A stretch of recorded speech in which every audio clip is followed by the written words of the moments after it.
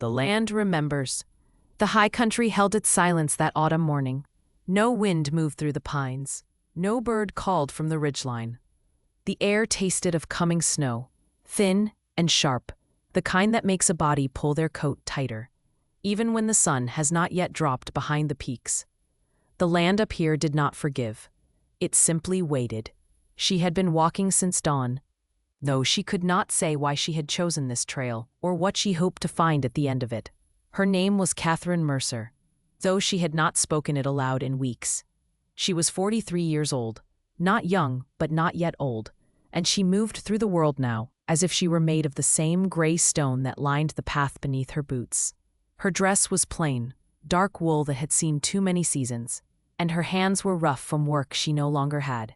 The cabin she passed was empty. She knew it without looking inside. There was a quality to abandoned places, a stillness that went deeper than quiet. The door hung open on leather hinges, and the roof had caved in on one side, letting the weather take what it pleased. She did not stop. There were too many empty places in this territory, too many doors that no longer closed, too many names that no one spoke anymore. She had been a wife once. That was 3 years behind her now, buried in a town she would not return to. The fever had taken him in the span of 4 days, and she had wrapped him herself because there was no one else to do it. After the ground thawed enough to dig, she sold what little they had and left. Some might have called it running. She called it breathing. The trail narrowed where the mountain dropped away to her left. She kept her eyes on the path, on the roots and stones, on the small things that required attention. It was easier that way. The woods here smelled of pine sap and damp earth, and somewhere far below she could hear water moving over rock.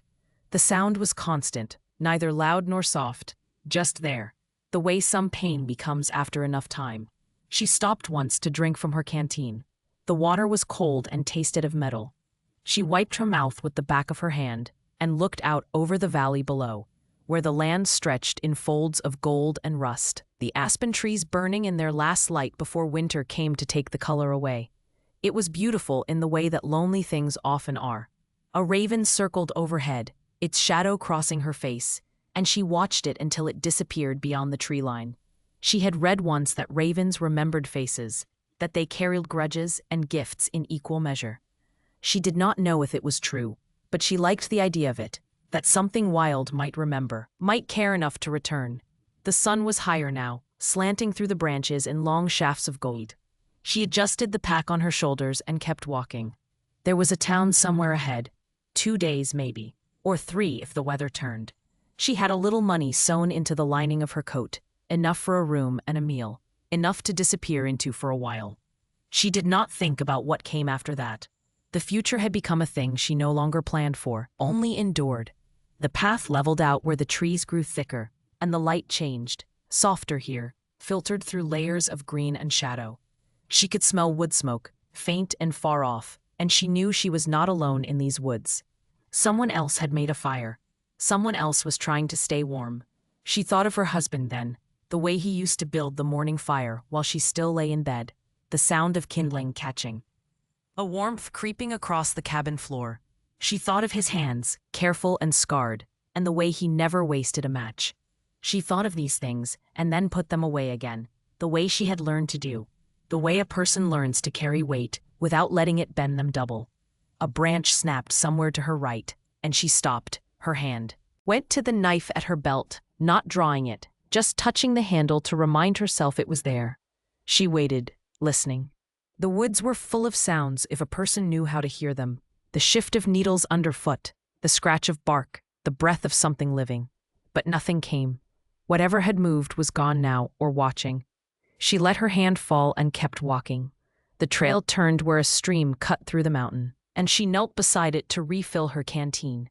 The water was so cold it made her teeth ache.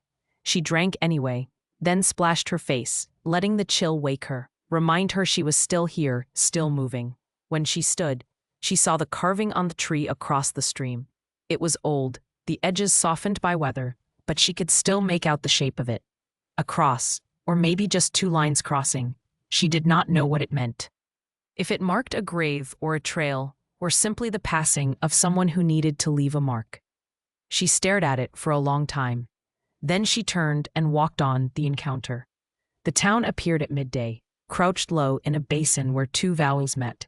It was smaller than she had expected, just a scatter of buildings along a single mud street, the kind of place that existed only because the trail happened to pass through it. She could see a general store, a livery, a building that might have been a church or a meeting hall, and at the far end, a structure with bars on the windows that served as both jail and courthouse depending on the day. Catherine walked slowly, her boots finding the drier edges of the street, where the recent rain had not turned everything to soup. A few people moved along the boardwalks, women with baskets, men loading a wagon, but they barely glanced at her. Strangers were common enough in these mountains. Most were just passing through. She was halfway to the general store when she heard the voices. Not loud, but insistent, the way a crowd sounds when it has gathered for a purpose. She slowed, her hand instinctively moving to check that her coat was buttoned, that she looked like no one worth noticing. The crowd had formed near the center of town, in the open space between the livery and the dry goods store. 15, maybe 20 people, standing in a loose half-circle around something she could not yet see. She thought about walking past, minding her own shadow, but something in the quality of the voices made her stop. They were jeering. Not quite laughter, not quite anger, but something in between, the sound people make when they have decided someone deserves their scorn and they are enjoying the giving of it. She moved closer, staying to the edge, and that was when she saw the cage. It was iron, barely tall enough for a man to stand, wide enough only to turn around if he moved carefully. It sat on a wooden platform in the center of the square, and inside it was a man. He sat with his back against the bars, his knees drawn up, his head tilted down so that his face was hidden behind long dark hair. His shirt was torn at the shoulder, and his hands, resting loose on his knees, were scraped raw across the knuckles. He did not look up. He did not move. He simply sat there, as still as a person could be, while a crowd mocked him. A boy, maybe 12, threw a stone. It clanged against the bars and the man flinched, just barely, but still he did not raise his head. Catherine felt something turn in her chest, something old and sharp. A woman beside her, heavy-set and wearing an apron dusted with flour, leaned closer and said, low and satisfied, "Thief, caught him trying to steal a horse from the Barlow Ranch 2 nights back." Catherine did not respond. She kept her eyes on the man in the cage. "They'll probably hang him," the woman continued, as if discussing the price of cornmeal. "Or run him out if he's lucky. Sheriff's waiting on word from Barlow himself." Another stone hit the bars. This one came from a man in a faded union coat, older, his face lie.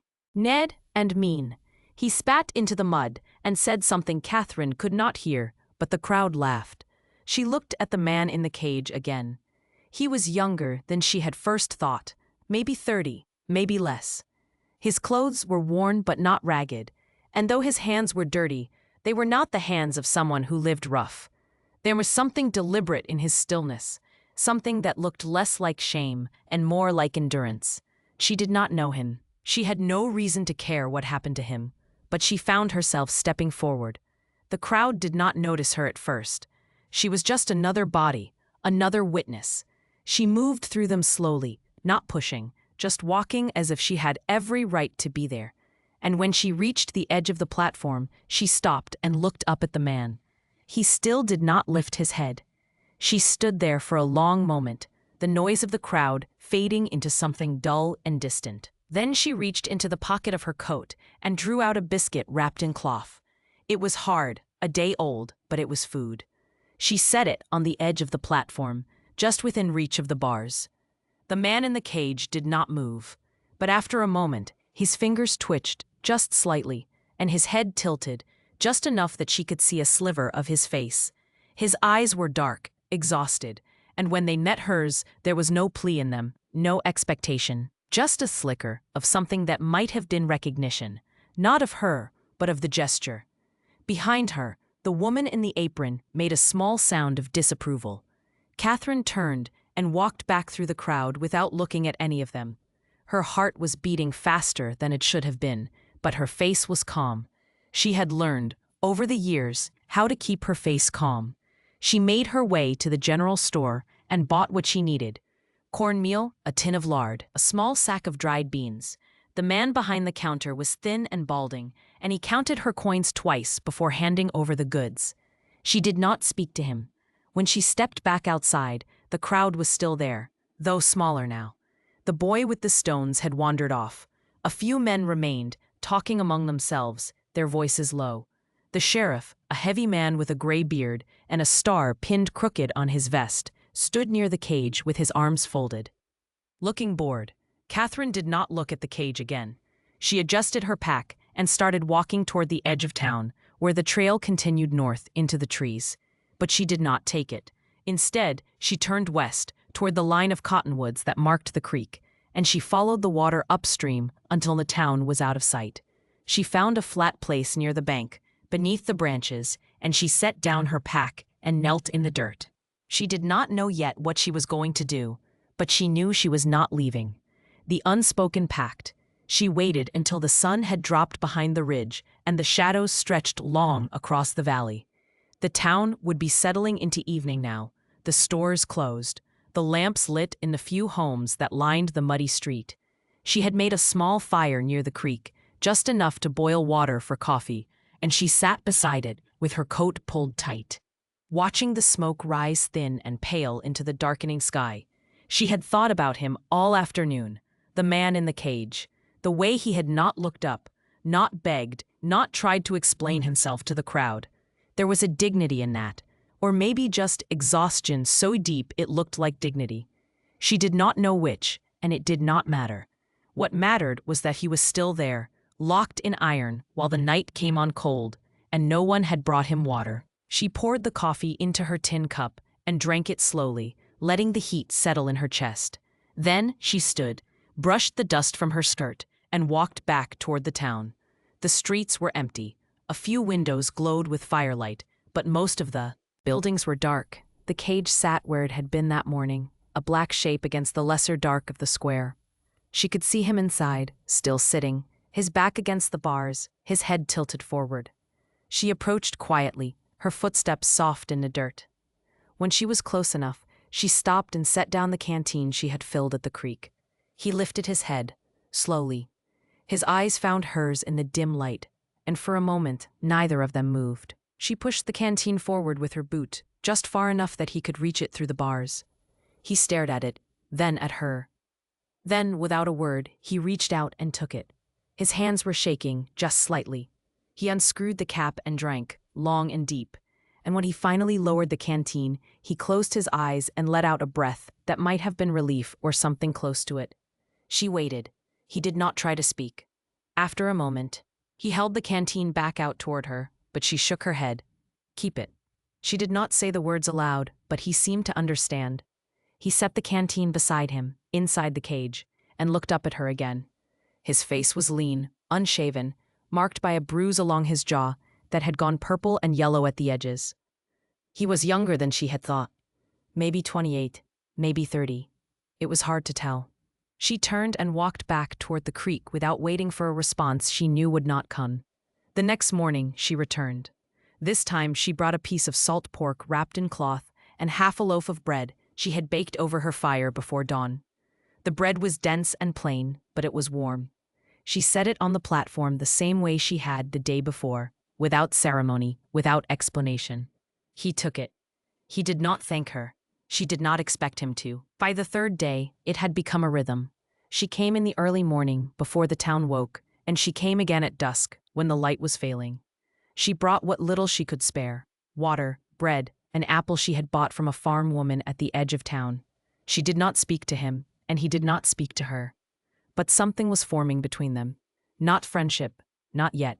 Something quieter, an agreement made without words.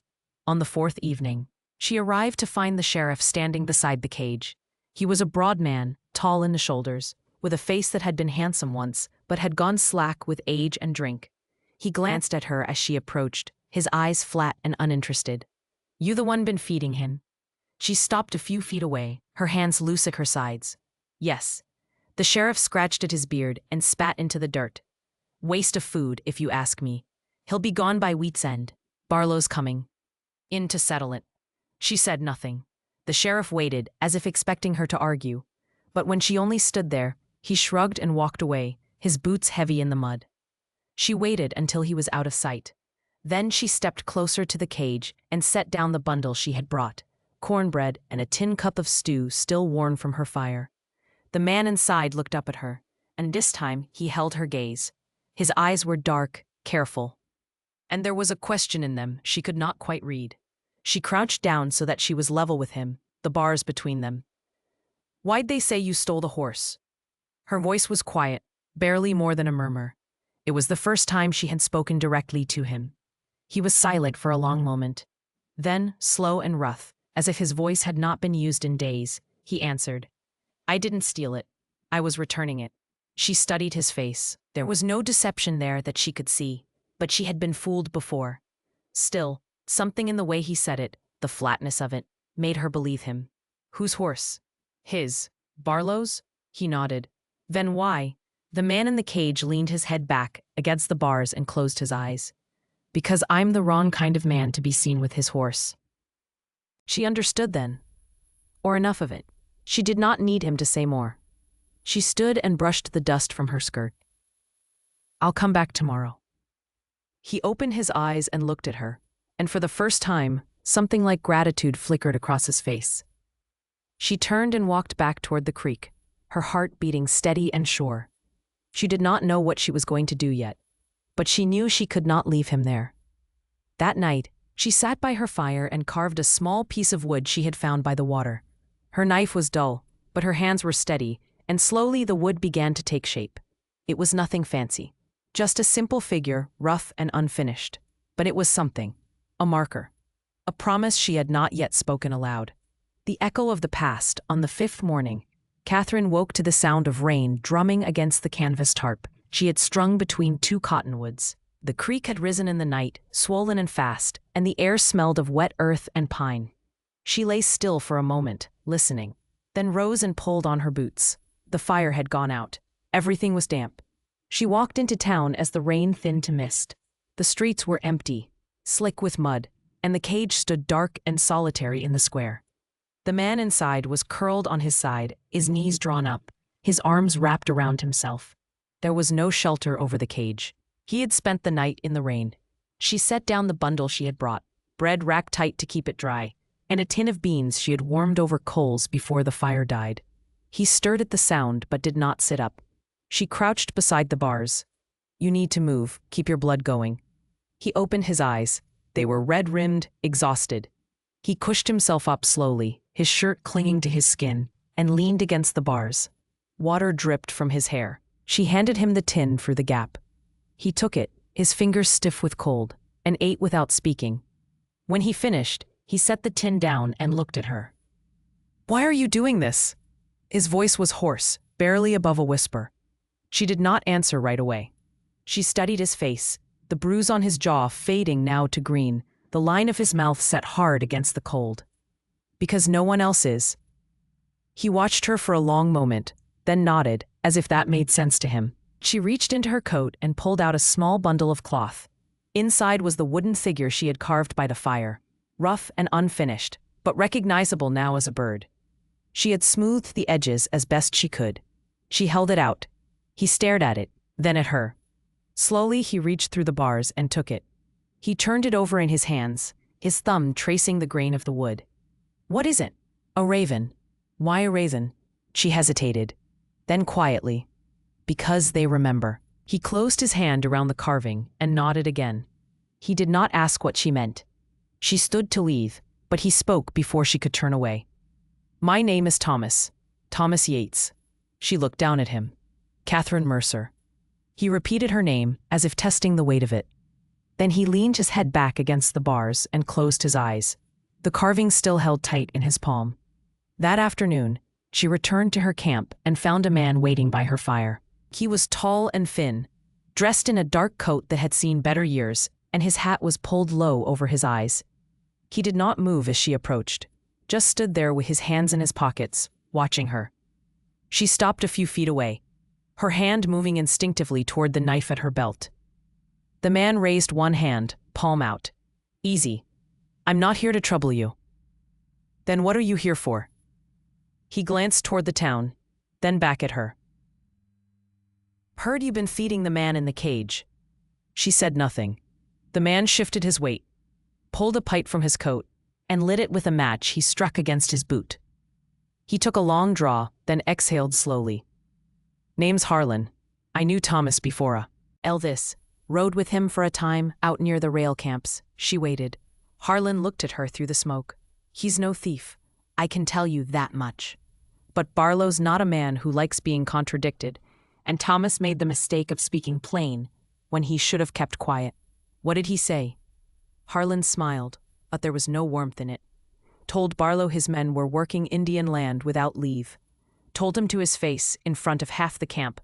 Barlow didn't take kindly to it. Next thing anyone knew, Thomas was locked up for stealing the same horse he'd been riding for Barlow for 3 months.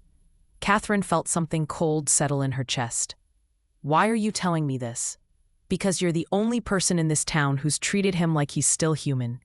And because I'm leaving tomorrow, headed east, and I won't be here to speak for him when Barlow shows up." "When is that?" "Day after tomorrow, maybe sooner." Harlan tapped his pipe against his boot and tucked it back into his coat. "If you've got a mind to help him, now's the time."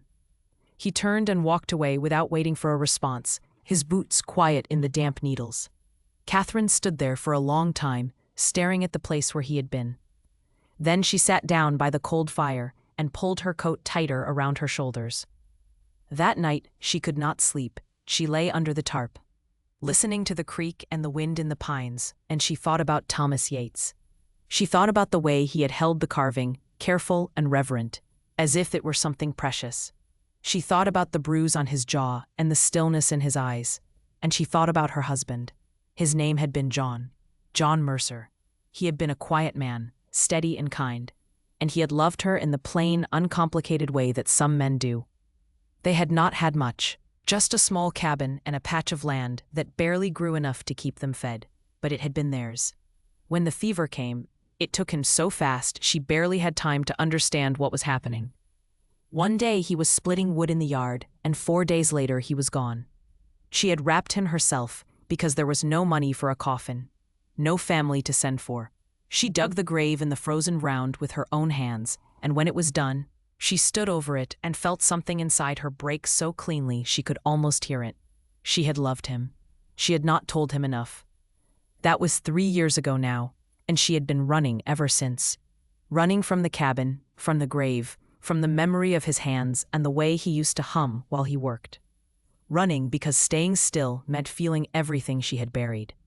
But here, in this strange town, beside a cage and a creek, she had stopped running. She did not know why. She only knew that when she looked at Thomas Yates, she saw something she recognized. Not love, not yet, but something close to it. A wound that matched her own. The test of fire. Barlow arrived at noon the next day with 4 men on horseback and a wagon rattling behind them. Catherine heard them before she saw them. The slow thunder of hooves on the muddy trail, the jangle of tack and trace chains. She was kneeling by the creek, washing her tin cup, when the sound reached her and she stood slowly, water dripping from her hands. She walked to the edge of the trees where she could see the town square. The riders were dismounting now, their horses blowing hard, their coats dark with sweat, despite the cool air. Barlow was easy to pick out. He was a big man, thick through the chest and shoulders, with a silver beard trimmed neat and a black hat that sat square on his head. He moved with the certainty of someone who had never been told no. The sheriff met him in the street, and they spoke for a moment, too low for Catherine to hear. Then Barlow turned and looked at the cage. His face did not change. He simply nodded, as if confirming something he already knew. Catherine felt her pulse quicken. She wiped her hands on her skirt and started toward the square, walking fast but not running. By the time she reached the edge of the crowd that had gathered, Barlow was standing beside the cage, his hands on his hips, looking down at Thomas. Thomas sat as he always did, back against the bars, head slightly bowed. But his eyes were open now, fixed on Barlow. Barlow spat into the dirt. "You cost me 3 days' work, Yates. Ran off my horse, made me look a fool in front of my men." Thomas did not respond. The sheriff stepped forward, his thumbs hooked into his belt. "He admits he took the animal, Mr. Barlow. Says he was bringing it back, but there's no proof of that. Far as the law's concerned, it's theft." Barlow nodded slowly. Then he turned to one of his men, a lean fellow with a scar running down the side of his face. Get the rope. A crowd shifted. A woman gasped. Someone muttered something about a trial, but no one spoke loud enough to make it count. Catherine pushed forward. Her heart was hammering now, her hands cold despite the warmth of the day. She reached the edge of the platform and stalked. He didn't steal your horse. Her voice cut through the murmur of the crowd, clear and steady. Every head turned toward her. Barlow looked at her the way a man looks at a dog that has started barking at the wrong time, mildly annoyed, faintly curious. And who might you be? Catherine Mercer. That's supposed to mean something to me. No. But the truth ought to mean something to you. Barlow's mouth twitched, not quite a smile. And what truth is that, Mrs. Mercer? He was returning your horse. He worked for you. He had every right to be riding it. Barlow crossed his arms over his chest. That so? And where were you when this alleged return was taking place? I wasn't there. But I know a lie when I see one, and this cage is built on one. The crowd had gone quiet now, watching. The sheriff shifted his weight, uncomfortable. Thomas looked up at her, his face unreadable. Barlow stepped closer. He was a head taller than Catherine, and he used the height, leaning down slightly so that his shadow fell over her. You calling me a liar? Catherine held his gaze. Her hands were shaking, but she kept them still at her sides. I'm saying you're punishing a man for speaking truth you didn't want to hear. And now you're trying to turn it into theft so you don't have to admit you were wrong. Barlow's face darkened. He straightened, his jaw tight, and for a moment Catherine thought he might strike her. But he did not. Instead, he turned to the sheriff. This woman got some claim on the prisoner? The sheriff shrugged. Not that I know of. She's been feeding him, that's all. Barlow looked back at Catherine, his eyes hard. Then I suggest you step back and let the law do its work. This isn't law. This is pride. The words were out before she could stop them, and the moment they landed, she knew she had crossed a line. Barlow's face went cold. He took a step toward her, and this time there was no mistaking the threat in it. One of his men, the one with the scar, moved forward as well, his hand resting on the gun at his hip. The crowd pulled back, a ripple of fear moving through them like wind through grass. Catherine did not move. She stood there, her feet planted, her eyes locked on Barlow's. And then Thomas spoke. Leave her alone. His voice was quiet, but it carried. Barlow turned, his attention snapping back to the cage. Thomas stood now, his hands gripping the bars, his face pale, but steady. She's got nothing to do with this. You want someone to punish? Punish me, but don't touch her. Barlow stared at him. Then, slowly, he smiled. It was not a kind smile. Well, look at that. The thief's got a tongue after all. He turned back to Catherine. You're lucky he's got a soft spot for you, Mrs. Mercer. Otherwise, I might have forgotten my manners. He gestured to his men. Get him out of there. We'll settle this at the ranch. The man with Scar pulled a key from his pocket and unlocked the cage. Thomas stepped out, his legs stiff, his movements slow. Two of Barlow's men grabbed his arms, holding him between them. Barlow mounted his horse and looked down at the sheriff. You can tell the judge we handled it private. No need to trouble the court. The sheriff nodded, his face carefully blank. Barlow turned his horse and started down the street, his men following, dragging Thomas with them. Catherine watched them go, her breath tight in her chest. When they reached the edge of town, Thomas looked back over his shoulder. His eyes found hers, and for a moment they held. Then he was gone, disappearing into the trees with the sound of hooves and the creak of leather. Catherine stood in the empty square, the crowd dispersing around her, and felt something break open inside her chest. She had tried. She had spoken. And it had not been enough. She turned and walked back to the creek, her legs shaking now, her hands cold. She sat down by the dead fire and pulled her knees to her chest. And for the first time in 3 years, she wept. The quiet aftermath. Catherine did not sleep that night. She sat by the creek with her coat wrapped tight around her shoulders, staring into the darkness where the trees met the sky. The fire had gone cold hours ago, but she did not rebuild it. She simply sat, listening to the water move over stone, and thought about Thomas being dragged away between two men who did not care whether he lived or died. She thought about his voice, quiet and steady, telling Barlow to leave her alone. She thought about the way he had looked back at her before disappearing into the trees. She did not know what Barlow would do to him. She only knew it would not be just. When the first light came, pale and thin through the branches, she rose and walked into town. The square was empty. The cage still there, door hanging open like a mouth. She stood beside it for a moment, her hand resting on the cold iron, and then she turned and walked to the livery. The man inside was old, bent at the shoulders, with hands gnarled from years of work. He looked up from the harness he was mending and squinted at her. "Help you? I need to rent a horse." He set down the leather and wiped his hands on his trousers. "Where are you headed?" "The Barlow Ranch."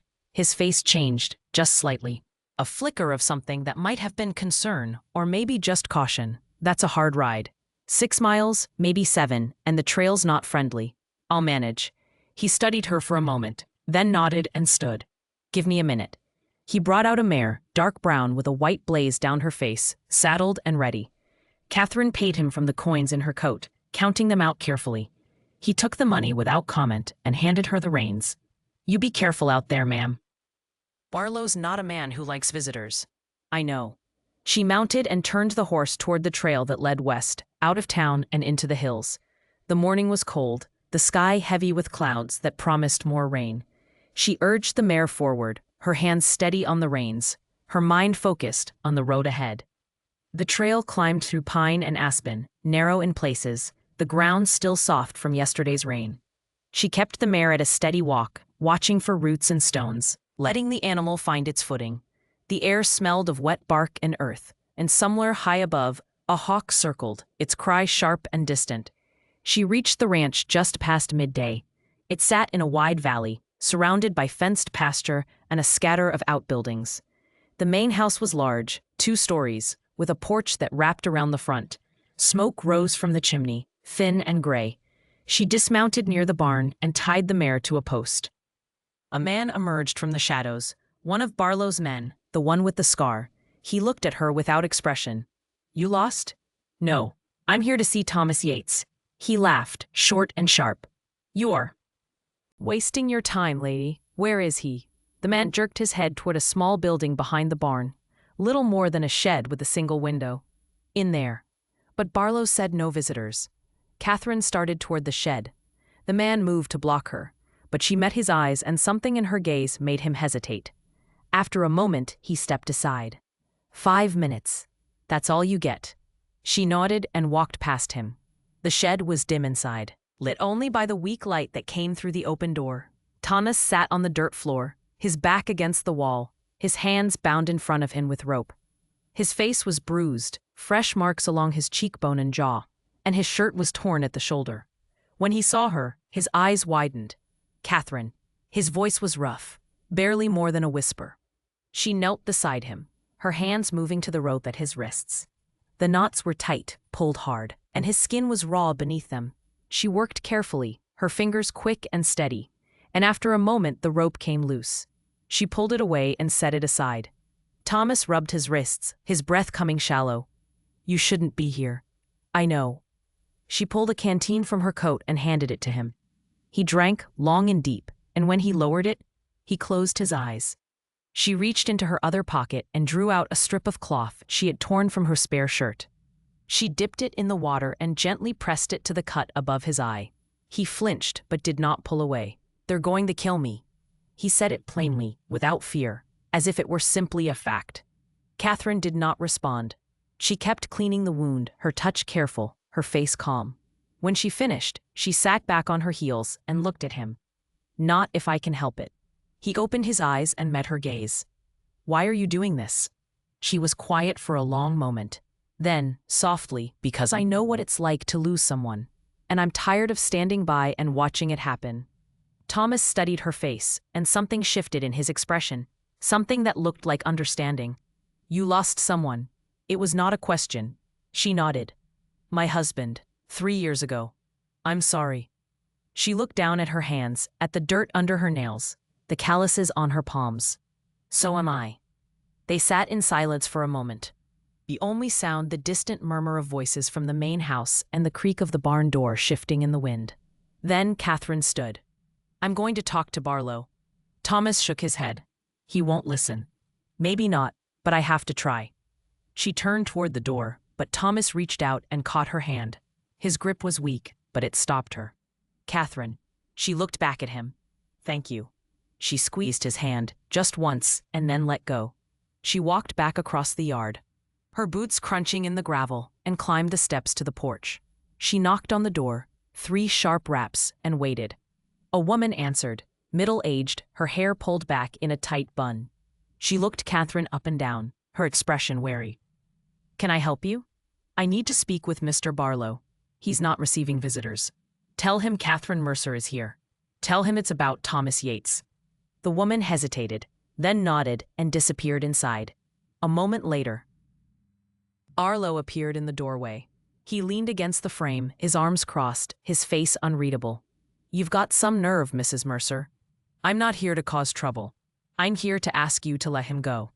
Barlow laughed, low and harsh. And why would I do that? Because he didn't steal from you. Because you know it, and this whole thing is just pride dressed up as justice. Barlow's smile faded. You don't know anything about it. I know enough. She held his gaze, her heart pounding, but her voice steady. Let him go, please. Barlow stared at her for a long moment. Then he shook his head. No. He stepped back and closed the door. Catherine stood there, her hands trembling now, her breath tight. Then she turned and walked back to the shed, the choice to stay or leave.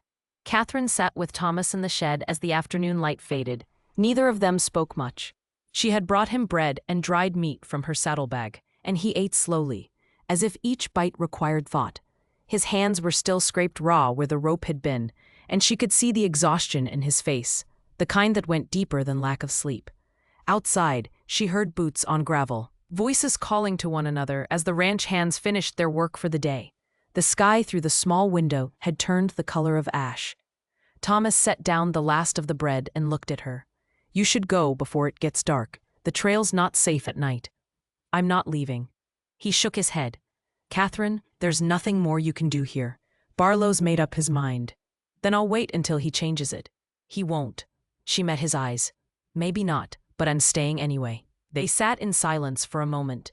Then Thomas reached into his shirt and pulled out the wooden raven she had carved. He had kept it, even through everything. He turned it over in his hands, his thumb tracing the rough wings. Why did you really give me this? She hesitated. Then, quietly, because I needed to believe that something could be saved. He looked at her, and in his eyes she saw something she had not seen before. Not gratitude, not even kindness, something deeper. Recognition. I'm not worth saving. Yes, you are. He shook his head, but he did not argue.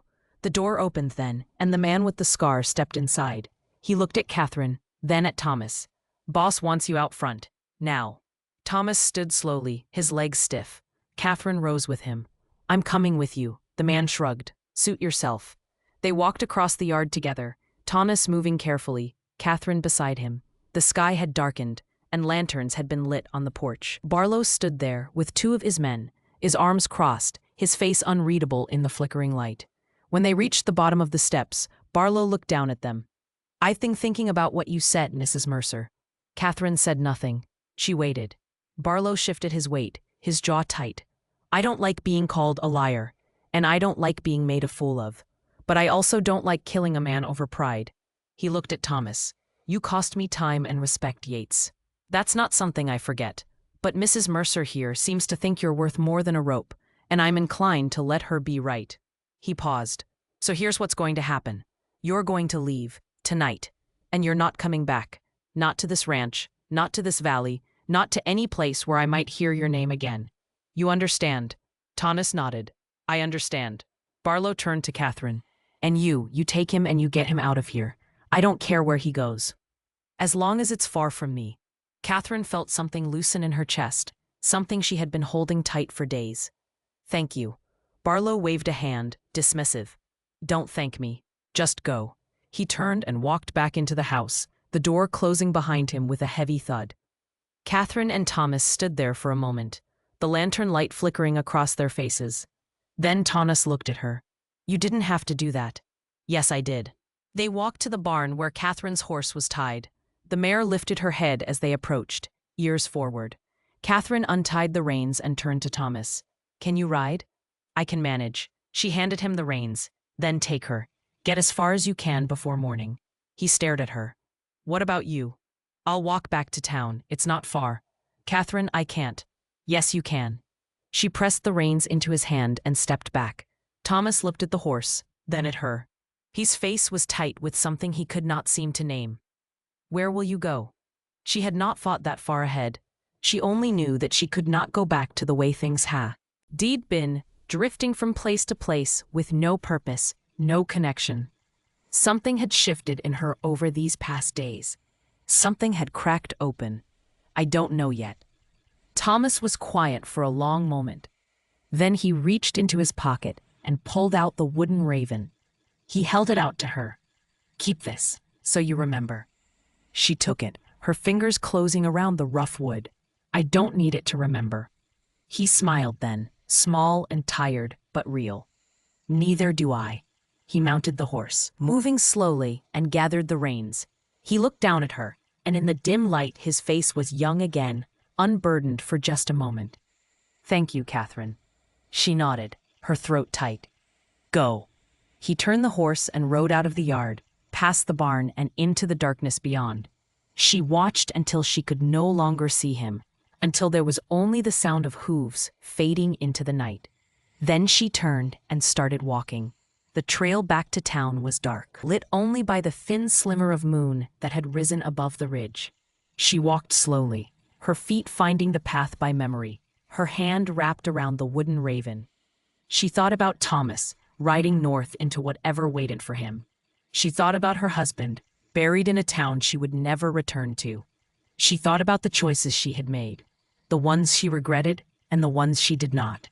And she realized, somewhere between the ranch and the town, that she had stopped running. When she reached the edge of town, the streets were empty, the windows dark. She walked to the creek and sat down beside the cold remains of her fire.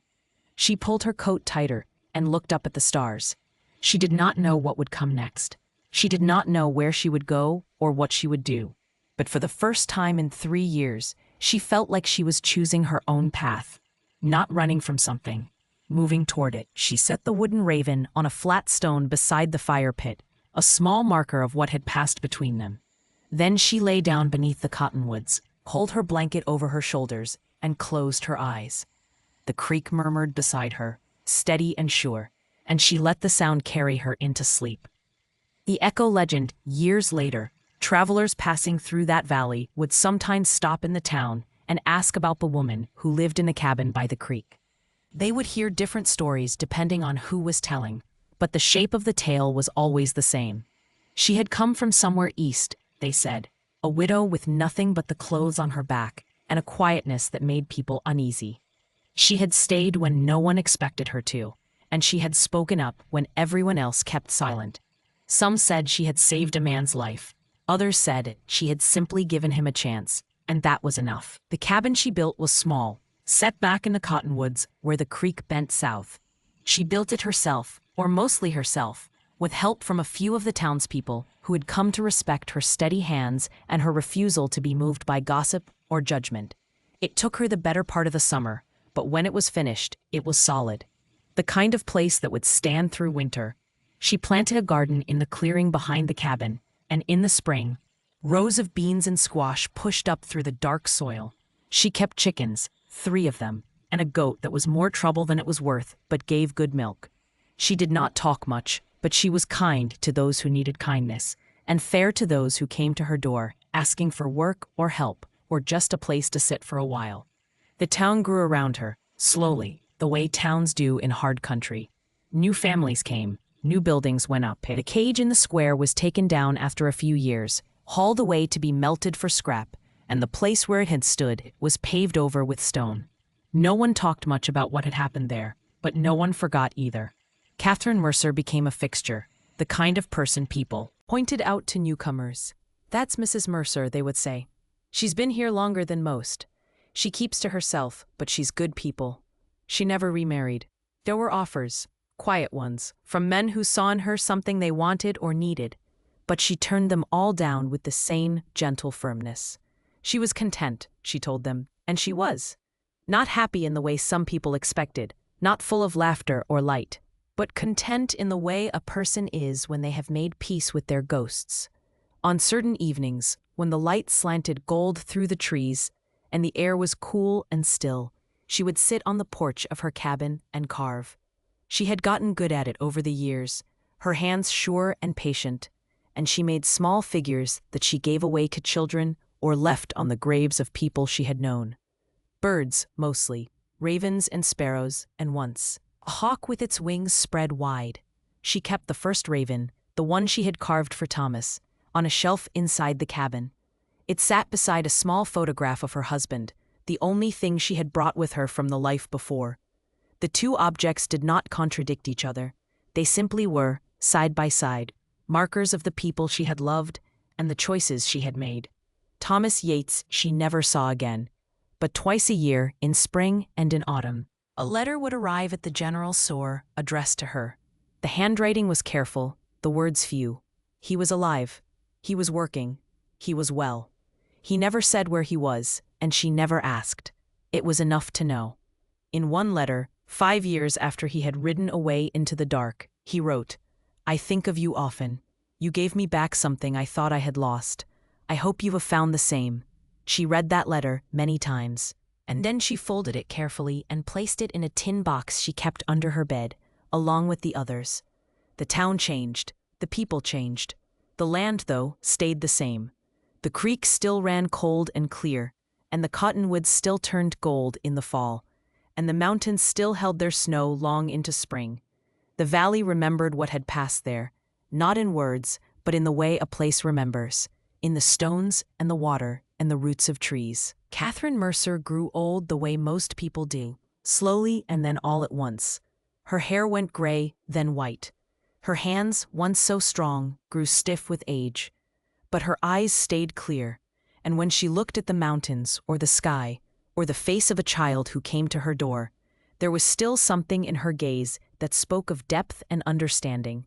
She died on a morning in late autumn, quietly, in her sleep. The town buried her beside the creek, in a spot she had chosen years before. There was no headstone, just a simple wooden marker with her name and the years of her life carved into it.